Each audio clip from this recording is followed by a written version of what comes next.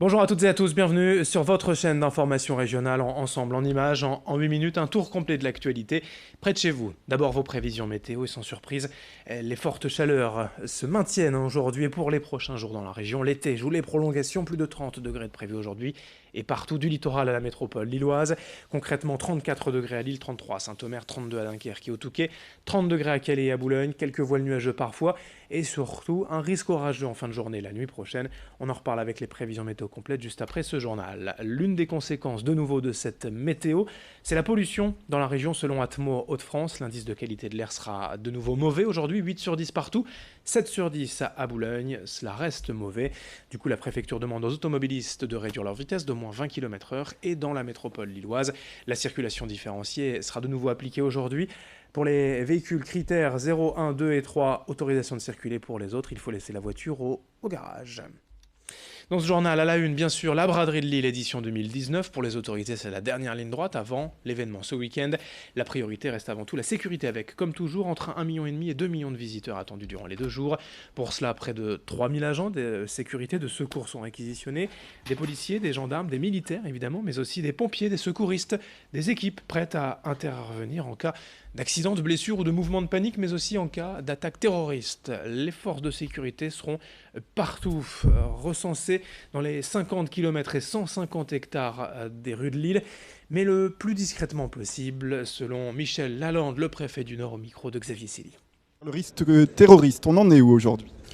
On est sur un risque qui est celui que vous connaissez et pour lequel d'ailleurs le gouvernement communique très régulièrement. On est sur un niveau qui reste élevé et à la question que vous ne me posez pas mais que je vous pose, est-ce que le risque est moins élevé à Lille ou est-ce qu'il est plus élevé ? Il est comme partout ailleurs en France, ni au-dessus, ni en dessous, et c'est pourquoi nous sommes extrêmement vigilants. Une surveillance aérienne comme les années passées, qui sera assurée par deux vecteurs aériens, d'une part un avion de la police aux frontières muni de caméras, et d'autre part un moyen hélicoptère de la gendarmerie nationale, qui lui-même sera équipé de semblables caméras. Et par ailleurs, 2 moyens aériens de sécurité civile, c'est-à-dire médicalisés, capables de pouvoir bien sûr intervenir si nécessaire pour venir au secours de personnes. Et en complément, face au récent phénomène de hausse des prix des moules dans la région, certains restaurants en proposent en effet le fameux plat à plus de 20 € ces derniers mois. La mairie a tenté de raisonner les commerçants. Explication avec l'adjoint en charge de la braderie Jacques Richir au micro de Xavier Silly. Et les prix sont libres, mais on a rappelé à nouveau les règles de bonne pratique, qu'il fallait effectivement avoir des prix qui restent raisonnables. On a d'ailleurs vu que l'an dernier, tous ceux qui avaient pratiqué des prix raisonnables avaient fait des ventes extraordinaires, puisqu'on avait eu quelques restaurateurs qui sont allés se réalimenter le dimanche matin, tellement ils avaient tout vendu.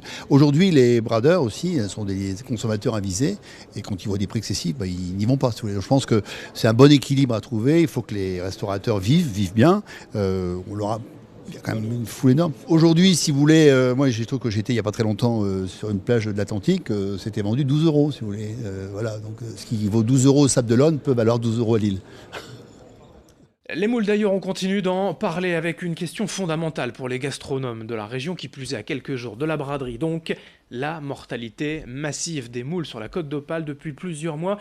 Le phénomène s'accentue et il devient impossible aujourd'hui de cueillir des moules sur le littoral pour certains spécialistes du café du commerce. La mort des moules serait due à une bactérie ou à un microbe, mais pas pour Laurent Seron, directeur de recherche au CNRS de la station marine à Wimereux. Après plus d'1 an d'études et de recherche, de travail sur le terrain, concernant le stress thermique, sa conclusion est simple, c'est la température élevée à l'intérieur de la coquille qui est en cause. On peut donc craindre que ce phénomène se généralise pour les années à venir. Explication au micro de Louis Caillé.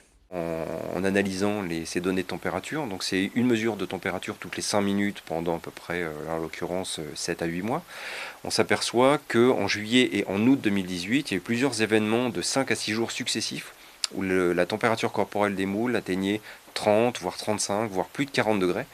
Et c'est ce processus qui peut être imputable en termes de la mortalité qui a été observée. Parce que ce type de stress thermique, ou cette intensité de stress thermique, pendant une journée à marée basse, pendant 2 jours à marée basse, c'est pas nécessairement un problème. Mais quand ça se répète 5 à 6 fois, comme ça a été le cas, donc 4 événements de 5 à 6 jours avec des températures assez extrêmes, on arrive à des mortalités qui, quand elles sont reproduites au laboratoire, peuvent atteindre les 100%. On enchaîne avec une bonne nouvelle pour le CHU de Lille pour la 17e année consécutive. Le centre hospitalier régional vient d'être distingué parmi les meilleurs hôpitaux de France dans le classement annuel du magazine Le Point. Il progresse même d'une place, arrivant en 2e position nationale. Alors ce classement n'est pas scientifique, il porte avant tout sur les activités, les résultats et les moyens mis en œuvre.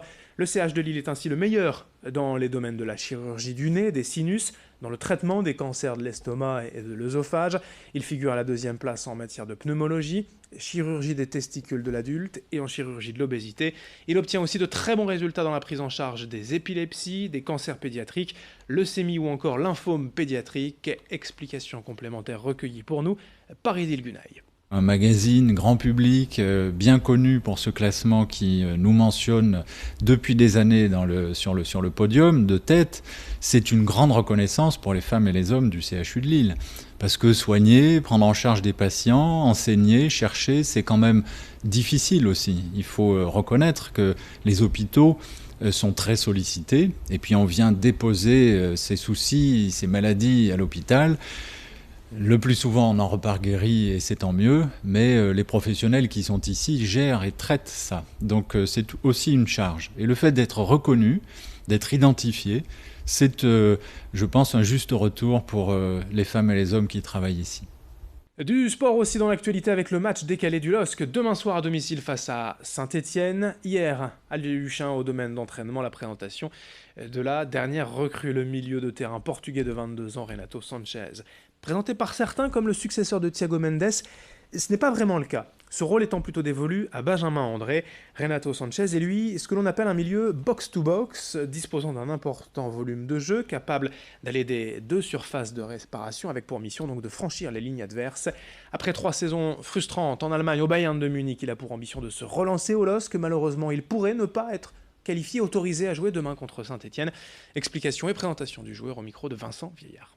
Dans l'absolu, si on doit parler du remplaçant de Thiago, c'est Benjamin André, avec de l'expérience, la connaissance de la Ligue 1, un certain nombre de matchs, une certaine maîtrise des situations et des événements.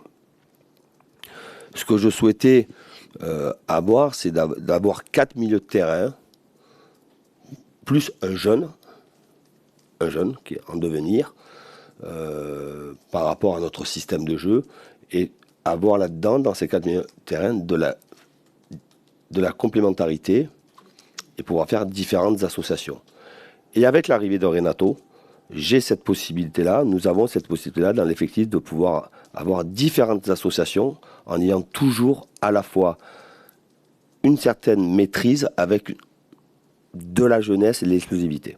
Voilà. Lille-Saint-Etienne ce mercredi au stade Pierre-Mauroy pour la 3e journée de Ligue 1. Une dernière info transfert concernant le LOSC.